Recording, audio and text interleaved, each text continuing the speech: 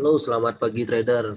Jumpa lagi bersama saya Suparto Artaboy di channel Artaboy. Nah, jadi saya mau menjelaskan yang namanya GBP USD kemana. Kenapa kemarin di sini saya melakukan entry sell. Jadi di sini juga di grup juga saya sudah SS ketika saya mengalami floating. Nah, jadi seperti biasa kalau dilihat di H4 di sini ada yang namanya momentum. Ini adalah momentum. Momentum ini akan melakukan re-entry di area low. Nah, tetapi ketika di area low, dia tidak melakukan re-entry dan dia membuat CSAK. Nah, jika seperti ini, maka saya akan berpikiran bahwa CSAK ini akan membawa re-entry sell karena ini adalah CSAK sell. Maka di sini saya akan lakukan entry sell. Nah, kenapa di sini sudah breakout? Ini adalah CSAK, tetapi saya melakukan sell. Nah, seperti biasa, ada momentum, ada re-entry, tetapi record batal. Ada CSAK, akan ada re-entry. Meskipun di sini breakout, jika kita mengatakan ini adalah CSAK buy, maka akan ada re-entry. Seperti itu. Ada saja CSAK, maka akan ada re-entry. Nah, saya melakukan keuntungan di sini karena akan ada re-entry buy. Ketika ada re-entry buy di area ini, maka saya lakukan sell di area ini. Nah, dari mana saya mendapatkan filter area ini untuk sell? Nah, jawabannya adalah di Fibo Concept. Nah, ini pada Fibo Concept ini di H4 sudah membuat alert yang namanya arah tujuan dia. Arah tujuan dia adalah ini GPS-nya, area ini. Ini arah tujuan GPS-nya. 1, 2, 3. Ini. Makanya saya akan lebih yakin untuk melakukan entry sell kemarin di sini. Lalu, tepatnya melakukan entry sell di sini, saya melakukan tarikan di M15. Di M15 itu, nah, dia membuat alert juga. Membuat alert sehingga saya harus melakukan entry di area ini. Dapatlah saya entry sell di area ini dan mau turun. Nah, lalu entry saya ini tidak segini sebenarnya. Entry saya ini di sini ada layer. Layernya itu sudah saya close. Sudah saya close yang layer dan yang saya siapkan hanya sekian. Hanya ini. Nah, untuk layernya sendiri seperti ini dia. Contohnya adalah macam ini.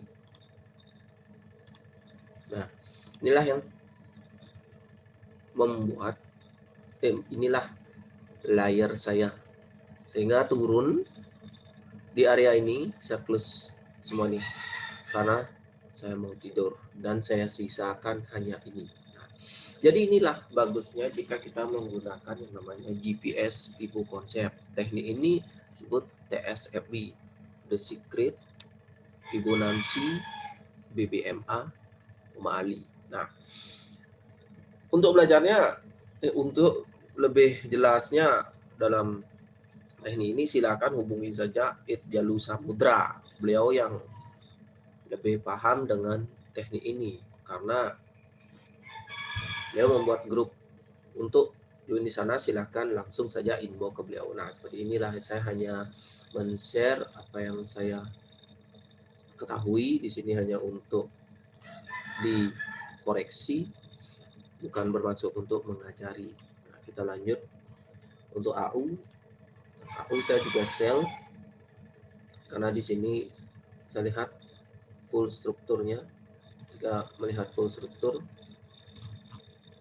di H1, di sini ada area ekstrim di breakout, MHV, CSAK, di sini kecil nih, di sini nyaris ini dia langsung momentum re-entry, kemudian ekstrim, TP wajib, CS arah, MHV, CSAK, re-entry, momentum, re-entry. Seperti inilah contohnya. Jadi Ini salah satu kenapa saya berani entry sell di area ini. Nah, targetnya di mana? Nah, target untuk yang namanya GPS Fibo konsep adalah area ini di 1.3535327. Nah, seperti itulah cara trading saya sekarang untuk mendapatkan target TP, dan tidak lupa kita membaca struktur BBMA. Seperti biasa pasti saya lihat daily juga. Daily itu ada momentum tidak? Ternyata tidak ada saja reject, maka kita akan pindah ke TF bawahnya. Ada saja reject, maka kita pindah TF bawahnya. Nah, kemudian di sini ada momentum yang tadi saya informasikan, di mana di sini ketika di sini re-entry yang membatalkan ini apa? Jadi kita lihat apa sih yang membatalkan di area itu, kenapa tidak terjadi re-entry. Nah, syarat re-entry di sini adalah momentum di M15, momentum buy. Nah, jadi kita lihat ada nggak momentum buy di area ini. Jika tidak ada momentum buy untuk M15 di area ini. Saya lihat dulu. Ini dia. Ini saya hilangkan. Seperti ini. Ada tidak momentum buy untuk memvalidkan re-entry buy di H4 ini? Jadi lihat M15. Oh, ternyata yang ada momentum sell. Maka jangan entry buy di sana. Nah, seperti itulah cara membaca saya. Kemudian kalau di sini saya lihat kembali ke H4, ini sudah CS arah. Tapi kenapa sell? Karena setiap ada CS arah maka akan ada re-entry, kan seperti itu. Maka kita validkan seperti apa? Kita tandai. Kemudian lihat di H1 yang terjadi momentum juga. Momentum, maka akan ada re-entry, kan seperti itu. Nah, momentum ini setelah momentum tak membuat momentum lagi, dia reject. Nah, reject seperti ini menandakan MAV. Itu cara pandang saya. Karena dia tidak melanjutkan momentumnya lagi. Momentum re-entry. Sama seperti kasus H4 tadi. Maka kita lihat di sini apakah dia akan melakukan re-entry di sini. Jika di H1 ada momentum, maka di M5 wajib momentum juga untuk area re-entry-nya. Ada tidak momentum, Pak? Jika tidak ada, maka re-entry itu jangan gunakan. Nanti floating tuh. Nah, seperti itulah gambarannya di M5. Tidak ada. Nah, jadi sama halnya seperti H4, saya ulang. Jadi ada CS arah di sini momentum re-entry. Lalu CS arah akan ada re-entry area ini. Nah, untuk memvalidkan re-entry di sini, ada nggak momentum di M15? Belum ada. Jika belum ada, ya jangan hantam, baik. Nah, seperti itu. Nah, jadi untuk lebih jelasnya ada grupnya juga yang namanya grup VIP untuk BBMA ini.